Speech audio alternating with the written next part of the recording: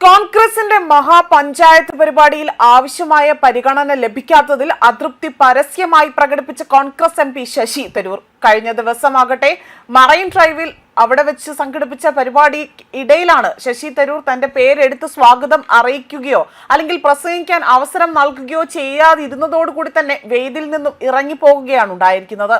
പ്രധാനമന്ത്രി നരേന്ദ്രമോദിയെ പലപ്പോഴായി തന്നെ അദ്ദേഹം പുകഴ്ത്തി സംസാരിച്ചിട്ടുണ്ട്.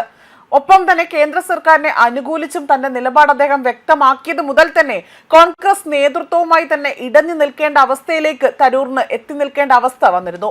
പലപ്പോഴായി തന്നെ പാർട്ടിയെ വെട്ടിലാക്കുന്ന പ്രസ്താവനകൾ നടത്തിയതും കോൺഗ്രസ് നേതാക്കൾക്കിടയിൽ വലിയ രീതിയിലുള്ള ചർച്ചകൾക്ക് കാരണമാവുകയും അവർ ആരോപണങ്ങളായി തന്നെ അത് ഉന്നയിക്കുകയും ചെയ്തിട്ടുണ്ട്.